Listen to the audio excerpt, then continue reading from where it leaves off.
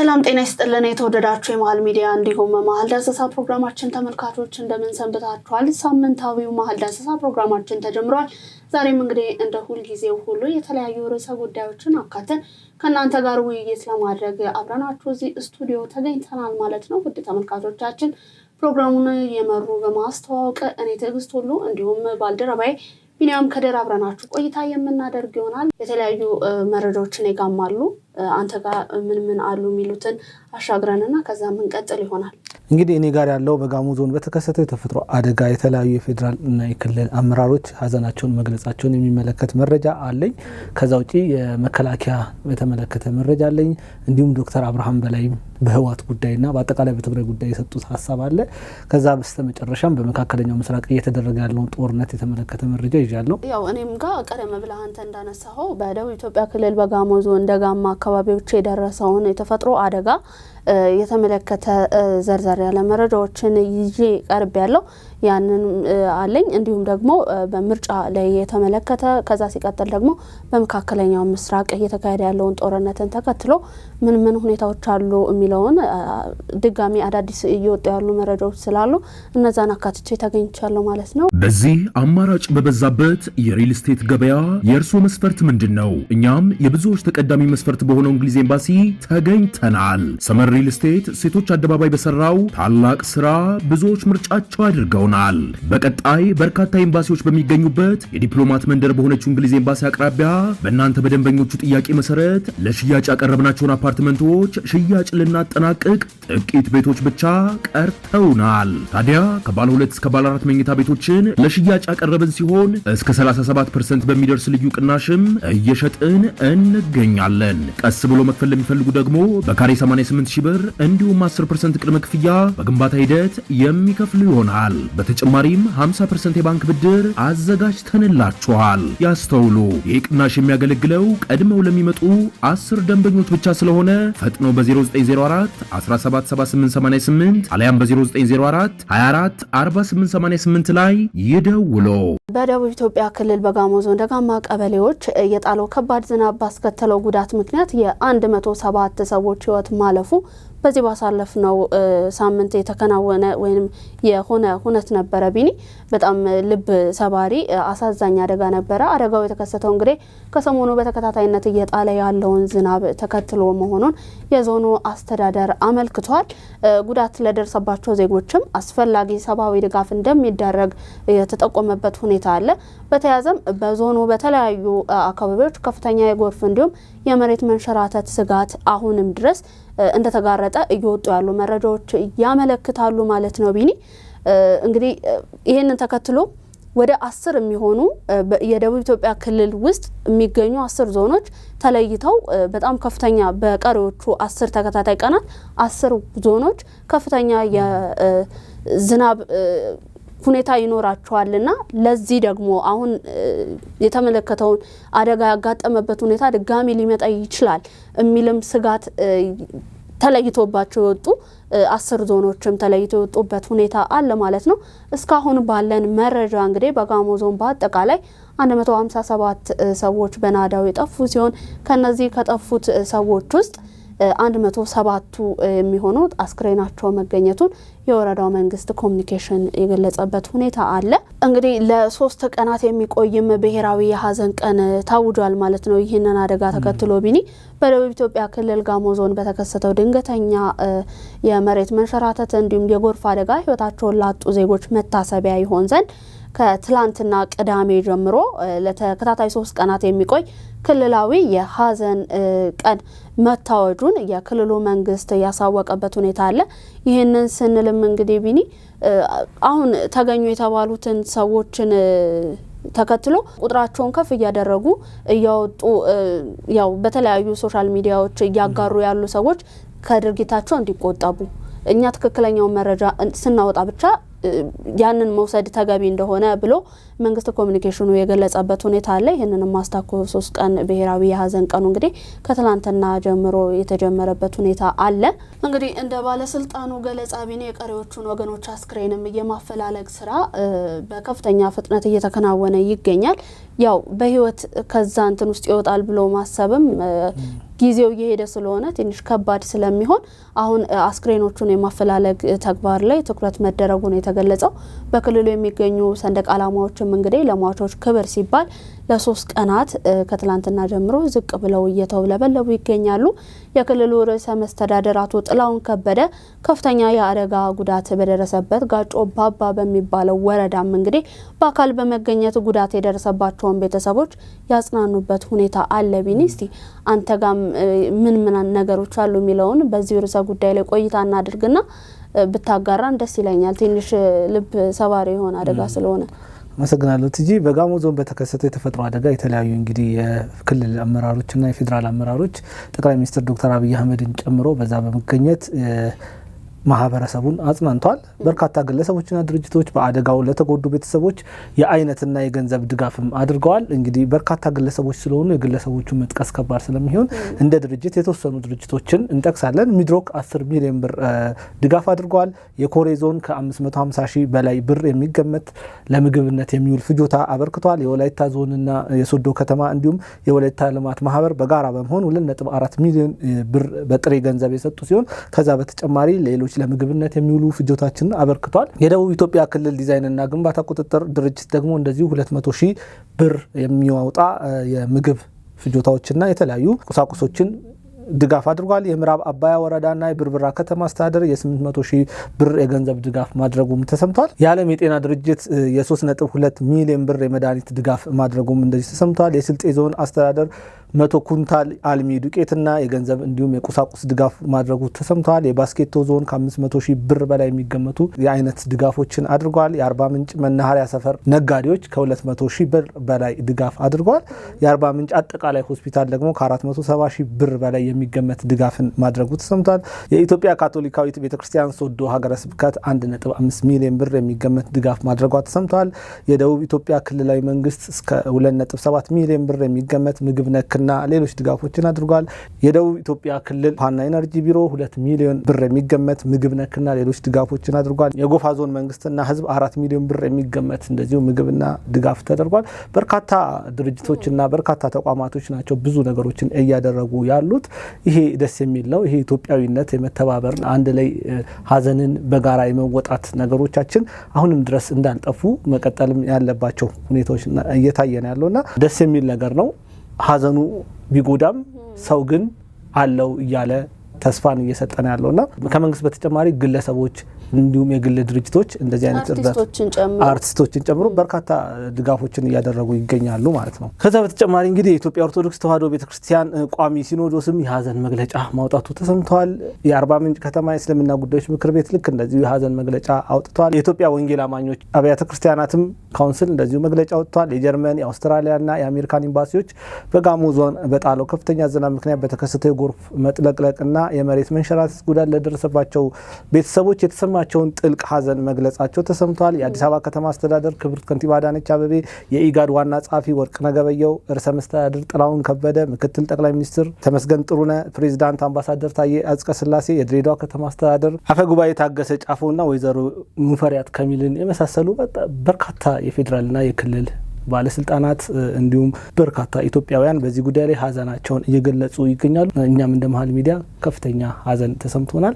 በዚሁ አጋጣሚ ማዘናችንን እንገልጻለን። እዚሁ ላይ እንቆይና ተጨማሪ መረጃ አለሽ መሰለኝ። አዎ ቢኒ፣ እንግዲህ ታስታውስ እንደሆነ እንደውም ሐምሌ 15 ቀን 2016 ዓመተ ምህረትም እንደዚሁ በተመሳሳይ ለጎፋ ዞን ገዜ ጎፋ ወረዳ ነዋሪዎች የከፋ አደጋን ይዛ የመጣች ቀን ነበረች። በጣም በመቶዎች የሚቆጠሩ በጣም በሚባል ደረጃ ማለት ነው በመቶዎች የሚቆጠሩ ሰዎች ነበሩ ህይወታቸውን ያጡ የነበረውና በዛሽ ቀን በገዜ ጎፋ ወረዳ የተከሰተው አስከፊ የመሬት መንሸራተት አደጋ እንግዲህ ቀደም ብዬ እንዳነሳሁት የመቶዎችን ህይወት ሲቀጥፍ በርካቶችን ደግሞ ቤት ንብረት አልባ ያደረገበት ለስደት የዳረገበት ሁኔታ አለ ማለት ነው። በዚህ አደጋም ለተጎዱ ወገኖች እንግዲህ ኢትዮጵያውያን ከጥግ እስከ ጥግ ያላቸውን ሁሉ ገዛ በማድረግ የቅርብ ጊዜ ትውስታችን ነበረ። ያንን ደግሞ ተወጣን ሳንል ያን ከዛ አገገምን ሳንል ነው ደግሞ አሁንም በተመሳሳይ ከሰሞኑ ይሄንን ቀደም ብለን ያነሳነው አይነት አደጋ የተከሰተውና በህዝብ ተወካዮች ምክር ቤት ታስታውስ ከሆነ እንደውም የዛኔ በህዝብ ተወካዮች ምክር ቤት የመንግስት ዋና ተጠሪ ሚኒስትር የሆኑት ዶክተር ተስፋዬ በልጅጌ ያስመረቁት ኢትዮጵያዊ ዲሞክራሲ ፍለጋ የሚል ርዕስ ያለው መጽሐፍ ተዘጋጅቶ ያንን አስመርቀው በዚህ በገዜ ጎፋ ወረዳ ለአደጋው ለተጎዱ ወገኖች ድጋፍ እንዲውል የዛ ገቢ ለነሱ ድጋፍ እንዲውል የተደረገበት ሁኔታ አለ። አሁን ደግሞ ከሰሞኑ በተከሰተው ሁኔታ የተለያዩ አርቲስቶች እንዲሁም ደግሞ ከፍተኛ የመንግስት ባለስልጣናት ሁላ አካባቢው ላይ እየሄዱ ሀዘናቸውን እየገለጹ እያጽናኑ ያሉበትን ሁኔታ ነው እየተመለከተን ያለ ነው ከአደጋው ግዝፈት አንፃር ማለት ነው።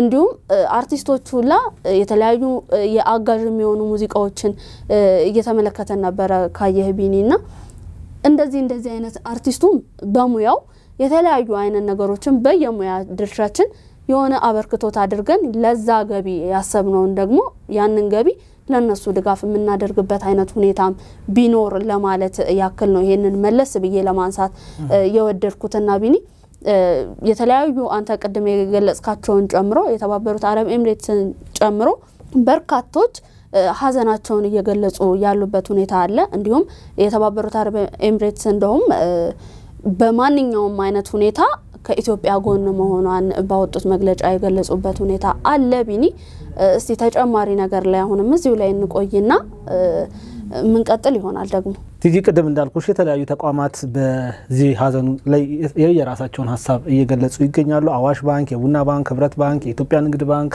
ንብ ኢንተርናሽናል ባንክ፣ አሃዱ ባንክ፣ የአቢሲኒያ ባንክ፣ ወጋገን፣ ሲንቄ፣ ኦሮሚያ፣ ጸደይ፣ አንበሳ፣ ብርሃን፣ ግሎባል፣ ዳሽን ባንክ እንዲሁም ገዳ ባንክ፣ የኢትዮጵያ ሰብአዊ መብቶች ኮሚሽን በእነዚህ ሁሉ ተደምረው ሌሎችም እንግዲህ እኛ የመረጃውን እስካጠናቀርን ድረስ የደረሱ እነዚህ ናቸው። ከዚህ በኋላ ይኖራሉ ብለን እናስባለን። በጋሞ ማህበረሰብ ላይ በደረሰው ሀዘን የራሳቸውን ስሜት ገልጸዋል። ከዛ ውጭ እንግዲህ በጠቅላይ ሚኒስትር ዶክተር አብይ አህመድ የተመራ ልዑክ ቡድን በጋጮ ባባ ወረዳ ቀበሌ በተከሰተው የመሬት ናዳና የጎርፍ አደጋ በተከሰተው ሐሙሴ መንደር በመገኘት ቤተሰቦቻቸውን በአደጋው ያጡ ማህበረሰቡ ክፍሎችን አጽናንቷል። ልዑኩ በስፍራው በመገኘት ህይወታቸውን ያጡ ወገኖችን ቤተሰቦችን ከማጽናናት ባሻገር ሰብአዊ ድጋፎች ተደራሽ የሚሆኑበትን አስቻይ ሁኔታ እንደሚፈጥሩም ገልጿል። ርዕሰ መስተዳደር ጥላሁን ከበደ በበኩላቸው ክልሉ ከፌዴራል መንግስት ጋር በመቀናጀት በአደጋው የተፈናቀሉ ወገኖችን በዘላቂነት እንደሚያቋቁምም አረጋግጧል። ከልዑኩ ጋር የፌድሪ ባህልና ስፖርት ሚኒስቴር ወይዘሮ ሸዊት ሻንካ፣ በፌድሪ ህዝብ ተወካዮች የመንግስት ሚኒስቴር ተጠሪ ዶክተር ተስፋዬ በልጅጌን ጨምሮ ከፍተኛ የመንግስት ስራ ኃላፊዎች በቦታው ተገኝተው ለጋሞ ማህበረሰብ ያላቸውን ድጋፍ አሳይተዋል። እኛም ቀደም ብለን እንዳነሳ ነው በተለያዩ በዜና አውታሮቻችን ሁላ ሽፋን የሰጠንበት ሁኔታ አለ። እንግዲህ ምንም ማድረግ አይቻልም የተፈጥሮ ነገር እስከሆነ ድረስ ግን ደግሞ በዘላቂነት አምናም እንደዚህ ተከሰተ ካቻምናም እንደዚህ ተከሰተ ዘንድሮም እንደዚህ ተከሰተ ከማለት በዘላቂነት ማህበረሰቡን የማቋቋም ስራ ቢሰራ ሁሌ ተጋላጭ የሆነ አካባቢ ከሆነም በቋሚነት የሚሰፍሩበት አይነት ሁኔታ የሚመቻችበት ሁኔታ ቢኖር ብለን ሀሳባችንን መስጠት እንፈልጋለን በመሃል ዳሰሳ ፕሮግራማችን ስም እንዲሁም ደግሞ በመሃል ሚዲያ መሃል ዳሰሳ ፕሮግራማችን ስም እኛም የተሰማንን ጥልቅ ሀዘን እየገለጽን ለሁሉም እንግዲህ ለአጠቃላይ ይሄ ያጠቃላያችን ሀዘን ስለሆነ ቢኒ ለሁላችንም መጽናናቱን እንዲሰጠን እንመኛለን። ታሳጋሙ እንላለን እኛ ታሳጋሙ ብለናል። ቢኒ ቤት ለመግዛት አስበው በቂ ገንዘብ የለኝም ብለው ተጨንቀዋል። እኛ ለዚህ ጥሩ መፍትሄ አለን። በኮሪደር ልማት ባሸበረቀችው በለቡ መብራት ኃይል የቤት ባለቤት መሆን ምንኛ መታደል ነው። ከስቱዲዮ 57 ካሬ እስከ ባለ 4 መኝታ 295 ካሬ እንዲሁም በሱቅ አማራጭ ከ26 ካሬ እስከ 143 ካሬ ድረስ በ10% ቅድመ ክፍያ ቀሪውን 30% ቤቱን እስኪረከቡ ቀስ እያሉ ይከፍላሉ። እኛ ቀሪውን 60% የረጅም ጊዜ ምቹ በሆነ ከወለድ ነፃ እንዲሁም በዝቅተኛ ወለድ የባንክ ብድር አከፋፈል አመቻችተንልዎታል። ግንባታቸው 85% አሊያም ከ30% እስከ 50% የደረሱ ቤቶችን እኛ እንደርሶ ፍላጎት ልናስተናግዶ በካሬ እስከ 7000 ብር ወይንም ከ1.5 ሚሊዮን እስከ 4 ሚሊዮን ብር ቅናሽ አድርገን እየጠበቅኖት ነው። ለበለጠ መረጃ ስክሪኑ ላይ ባለው ስልክ ይደውሉልን። ዲኤምሲ ሪል ስቴት፣ ደስታው እዚህ ይጀምራል። እሺ ወደ ቀጣዩ መረጃ ሲልፍ በአማራ ክልል ምስራቅ ጎጃም ዞን አራጢና መርገጭ ተብሎ በሚጠራው አካባቢ ላይ ሲንቀሳቀስ የነበረው የፋኖ ቡድን ወይንም ራሱን የባልከው ከበደ ሻለቃ ብሎ የሚጠራው ታጣቂ ወደ ሰሜን ሸዋ ዞን ደራ ወረዳ በመሄድ ለመከላከያ ሰራዊት ከነሙሉ ትጥቁ እጁን መስጠቱ ተሰምቷል። ይህንን ዜና ያሰማው በ6ኛ እዝ ጋሻ ክፍለ ጦር መገናኛ ኃላፊ ሻለቃ ወጋየው በቀለ አማካኝነትም ነው። ቡድኑ ከዚህ በፊት እጅ ከሰጡት ፍቃዱ በላይ ክፍለ ጦር ብለው የሚጠሩ አባላት እንደነበሩና ተገንጥለው የጥፋት ሴራቸውን ለመፈጸም ሲንቀሳቀሱ የቆዩ መሆናቸውን ሻለቃ ወጋየው በቀለ ገልጿል። እጅ ከሰጡ የፋኖ ቡድን አመራሮች መካከል ሻለቃ መሪ ብሎ ራሱን የሰየመው ባልከው ከበደ የፋኖ መጨረሻው መበታተን እና የሀገርን ሕልውና አደጋ ላይ ለመጣል ተላላኪ ከመሆኑ ውጭ ምንም አይነት ጥቅም እንደሌለው በመረዳታችን እጃችንን ሰጥተናል ለመከላከያ ሰራዊት ሲል እና የሰላም አማራጭን መምረጣቸውን ተናግረዋል ማለት ነው። እኔ ጋር ያለው ሁለተኛው መረጃ ይሄ ነው። ወደ አንቺ ልሰድሽ። መልካም ቢኒ፣ እንግዲህ ወደ ሁለተኛው መረጃ ይሳልፍ። አሁንም ወደ ደቡቡ የሀገራችን ክፍል ነው የሚወስደን። የሲዳማ ብሔር ዘመን መለወጫ ፊቼ ጨንበላላ በዓል ዋዜማ ፊጣራ ስነ ስርዓትን በማካሄድ በሐዋሳ ከተማ በትላንትናው ዕለት የተከናወነበት ሁኔታ አለ። በመርሃ ግብሩ የሲዳማ ክልል ርዕሰ መስተዳደር ደስታ ሌዳሞን ጨምሮ የክልሉ እንዲሁም የፌዴራል ከፍተኛ የስራ ኃላፊዎች ተገኝተዋል። በፊቼ ቀን እንኳን ሰው ዛፍም ክብር አለው። ዛፍም መቁረጥ የተከለከለ ነው። ቢኒ፣ የፊጣራ ምሽት እንግዲህ በሲዳማ ብሔር ዘመን መለወጫ ፊቼ ጨንበላላ በዓል ላይ ከሚከወኑ ሁኔታዎች መካከል አንዱ ስርዓት ነው። ፊጣራ ጨንበላላ ከመድረሱ በፊት ካለፉት 15 ቀናት አባቶች በጾምና በጸሎት ያሳልፉና በትላንትናው ዕለት ደግሞ ጾማቸውን የሚፈቱበት ሁኔታ የነበረበት ሂደት አለ። በዚህ የጾም መፍቻ ስነ ስርዓትም ላይ እንግዲህ አባቶች በአንድ ሻፌታ ወይንም ቡርሳሜ፣ ሻፌታ ማለት ቡርሳሜ የሚበላበት እቃ ነውና ውስጥ ሁሉም በህብረት ማዕድን ይቋደሳሉ። ይህም አዲሱ ዓመት አንድነትን የሚጠነክርበት እንዲሁም ሰላም የሚበዛበት እንዲሆን ለመመኘት የሚከናወን ስርዓት መሆኑ ነው የተገለጸውም የሚታወቀው። ቡርሳሜ ሲበላ እንግዲህ ወተት አብሮ ይቀርባል።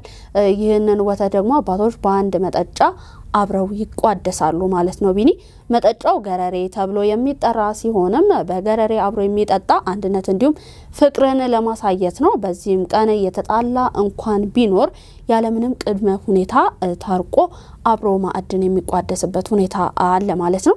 ይህ ካለፈ በኋላ እንግዲህ የፊቼ ጨንበላላ በዓልን በዛሬው ዕለት ከማለዳው ጀምሮ በሶሬሳ ጉድማሌ በአባቶች የቄጠላ ስርዓትን በድምቀት እየተከናወነ ወይም እየተከበረ ይገኛል ማለት ነው። ቢኒ፣ ለሲዳማ ብሔር ዘመን መለወጫ በዓልም እንግዲህ የሲዳማ ወገኖቻችንም የሚመለከታቸው በዓሉ የሚመለከታቸውን በሙሉ መልካም የፊቼ ጨንበላላ በዓል፣ መልካም አዲስ ዓመት ለማለት እንወዳለን ማለት ነው። ቢኒ፣ ሁለተኛው መረጃ ይህንን ይመስላል።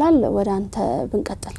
እሺ፣ እኔ ጋር እንግዲህ በአዋሽ አርባ ጊዜያዊ ዲሞቢላይዜሽን ማዕከል በሱዳን የቆዩና የሰላም አማራጭን ተቀብለው ወደ ሀገራቸው የተመለሱ የቀድሞ ህዋት ጎን የነበሩና በተለምዶ አርሚ 7 እየተባሉ የሚጠሩ አባላት የተሃድሶ ስልጠና ማጠቃለያ መርሃ ግብር መካሄዱን የሚመለከት መረጃ ነው እኔ ጋር ያለው። በመድረኩ የመስኖና ቆላማ አካባቢ ሚኒስትር የሆኑት ዶክተር አብርሃም በላይ ተገኝቷል።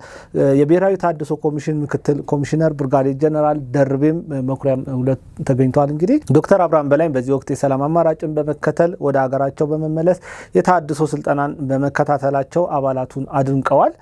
የፌዴራል መንግስትም በትግራይ ሰላምን ለማጽናትና ልማትን ለማረጋገጥ ያልሞከረው ሙከራ እንደሌለ ጠቁመዋል። እንግዲህ ቆሞ ቀር ሲሉ የጠሩት ያው ህዋትን ነው። እንግዲህ ቆሞ ቀሩ የቀድሞ የህዋት ቡድን ከህዝብ በላይ ነኝ የሚል እሳቤ አሁንም እንቅፋት እየሆነ መምጣቱን አብራርተዋል። ቡድኑ በሚያሰራጨው የሐሰት ወሬ ህዝቡ ሊደናገር አይገባም በማለት ከመንግስት ጎን ሆኖ ልማቱን እንዲያፋጥን ጥሪ አቅርበዋል። ይህ ቆሞ ቀር ቡድን ስልጣን ላይ በቆየበት ወቅት ሀገር ከማልማት ይልቅ የግል ጥቅምን ያስቀደመ እንደነበረም አስታውቀዋል።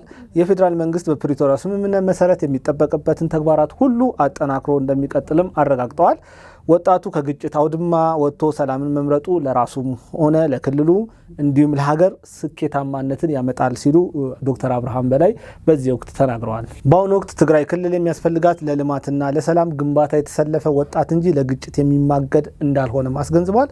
በሀገሪቱ በማንኛውም አካባቢ የመስራትና የመንቀሳቀስ መብቱ የተጠበቀ መሆኑን ጠቅሰው በቀድሞ የህወሓት ቡድን የሚነዙ የተሳሳቱ አሉባልታዎች ውድቅ መደረግ ይገባቸዋል ሲሉ ተናግረዋል። ትግራይን ወደፊት ማራመድ የሚቻለው በግጭት ሳይሆን ሰላምን መሰረት ባደረጉ ኃይል ብቻ መሆኑንም አስገንዝበዋል። እኔ ጋር ያለው ሶስተኛ መረጃ ይሄ ነው። ወደ አንቺ ልውሰድሽ።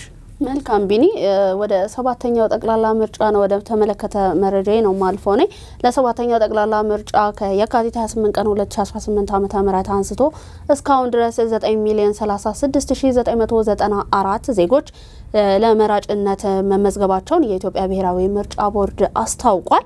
የቦርዱ ሰብሳቢ ሚላትወርቅ ኃይሉ መጋቢት 4 ቀን 2018 ዓ.ም ከትላንት በስቲያ ማምሻውን ማለት ነው ለመገናኛ ብዙሃን በሰጡት መግለጫ እንዳመለከቱት ከሆነም ከዚህ ውስጥ ከ600,000 የሚሆኑት መራጮች ምርጫ በተኛው ዘመናዊ መተግበሪያ አማካኝነት የተመዘገቡ መሆናቸውን የገለጹበት ሁኔታ አለ።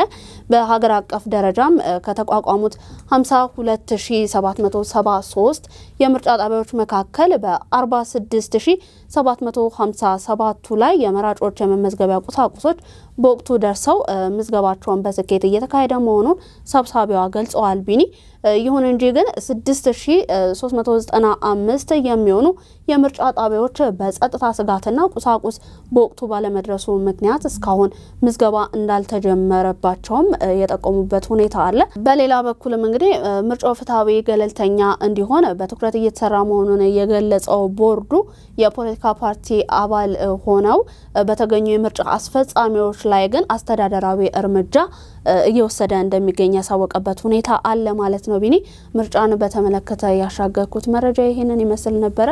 ወደ አንተ ጋር እንሻገር። እንግዲህ ወደ እኔ ስንመለስ መካከለኛው ምስራቅ ላይ ያለውን አጠር ያለ መረጃ ነው የምነግርሽ። ትራምፕ በኢራን ወሳኝ ደሴት ላይ የሚገኘው እያንዳንዱ ወታደራዊ ኢላማ መውደሙን ተናግረዋል። 5 የአሜሪካን አውሮፕላኖች ሳውዲ ውስጥ በኢራን ሚሳኤል መመታታቸው ተሰምቷል። ሐማስ ኢራን በጎረቤቶቿ ላይ የምትፈጽመውን ጥቃት እንድታቆም መጠየቁም ተሰምቷል። በባግዳድ የሚገኘው የአሜሪካን ኤምባሲ በሚሳኤል መመታቱም ተዘግቧል። እንግዲህ ኤሚሬትስ የሚሳኤል ጥቃት ምስሎችን የቀረጹ ሰዎችን በቁጥጥር ስር ማዋሏ ተሰምቷል። ዶናልድ ትራምፕ የኢራን ጦርነት የሚያበቃበትን ጊዜ ለመግለጽ እንደማይችሉም እንግዲህ አስረድተዋል። ምዕራባውያን አሜሪካን በሩሲያ ነዳጅ ላይ የጣለችውን ማዕቀብ ማንሳታቸውን ተችተዋል። እነዚህ አጫጭር ዛሬ የተሰሙ ዜናዎች ናቸው። እንግዲህ ጦርነቱ እስካሁን ምን አስከተለ የሚለውን አጠር አድርጌ ልንገርሽና በእኔ በኩል ያለውን መረጃ ጨርሳለሁ። በጦርነቱ ምክንያት በሰው ላይ የሚደርሰው ጉዳት መጨመሩን እንግዲህ የቀጠለ ሲሆን እስካሁን በመካከለኛው ምስራቅ በሺዎች የሚቆጠሩ ሰዎች ሞተዋል። በኢራን ላይ የተካሄደ ባለው ዘመቻ እስካሁን 13 የአሜሪካን ወታደሮች ሲሞቱ ከመካከላቸው 6ቱ የአሜሪካን አየር ኃይል ነዳጅ ጫኝ ወታደራዊ አውሮፕላን ኢራቅ ውስጥ እንግዲህ ወድቆ በመከስከሱ የሞቱ ሰው ናቸው። የነዳጅ ዘይት ዋጋ ከነበረበት በበርሜል $70 በታች በከፍተኛ ፍጥነት ጭማሪ በማሳየት $100 በላይ መሆኑ እንግዲህ በዚህ ጦርነት ምክንያት የተከሰተ ነው። በጦርነቱ ምክንያት አገራት የአየር ክልላቸውን በመዝጋታቸው የአውሮፕላን በረራዎች ተቋርጠዋል። ከመካከለኛው ምስራቅ ለመውጣት የሚፈልጉ የሌሎች ሀገራት ዜጎች መውጫ መንገድ እየፈለጉ እንደሆነም ይገኛል። የአሜሪካን ፕሬዚዳንት ኢራን ሙሉ ለሙሉ ሽንፈቷን ተቀብላ እጅ ካልሰጠች ጦርነቱ እንደሚቀጥልም አስታውቋል። በእኔ በኩል ያልነበረው መካከለኛው ምስራቅም አጠቃላይ የሚዲያ ዳሰሳ ፕሮግራም መረጃዎች ይህን ይመስላሉ። መልካም ቢኒ የመጨረሻው መረጃዬንም ወደ መካከለኛው ምስራቅ ነው የሚወስደንና አሜሪካ እንግዲህ ተጨማሪ የባህር ኃይል አባላትን እንዲሁም የጦር መርከቦችን ወደ መካከለኛው ምስራቅ ልታሰማራ እንደሆነ የሚገልጽ መረጃን ከሰሞኑ ያወጣችበት ሁኔታ አለ።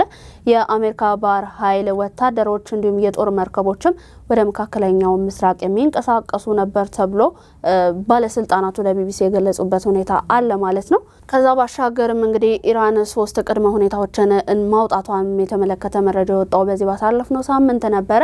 የኢራኑ ፕሬዝዳንት መስዑድ ፔዜሽኪያን በመካከለኛው ምስራቅ እየተካሄደ ያለውን ወታደራዊ ግጭትን ለማቆም 3 ዋና ዋና ቅድመ ሁኔታዎችን በኤክስ ገጻቸው ላይ ይፋ ያደረጉበት ሁኔታ አለ። ፕሬዝዳንቱ ከሩሲያ እንዲሁም ፓኪስታን መሪዎች ጋር ባደረጉት ውይይት ቀጣይነት ያለውን ሰላም ለማምጣትም ወሳኝ ናቸው ያሉትን 3 ሁኔታዎችን ያቀረቡበት ነው። የመጀመሪያው የኢራን ሕጋዊ መብቶች እንዲከበሩ የሚል ሲሆን ሁለተኛው ደግሞ ለደረሰው እስካሁን ድረስ ግጭቱ ከተጀመረበት ጊዜ አንስቶ ለደረሰው ውድመት የካሳ ክፍያን የሚጠይቅ ነው ማለት ነው። በሶስተኛነትም ደግሞ ዓለም አቀፍ ዋስትናን የተመለከተ 3 ቅድመ ሁኔታዎችን ያወጣችበት ሁኔታ የሚያመለክተው መረጃ የሚወጣው በዚህ ባሳለፍነው ሳምንት ነበር። በእኔ በኩል የነበሩትን መረጃዎች እስካሁን ያደረስኩትን ይመስል ነበር። ቢኒ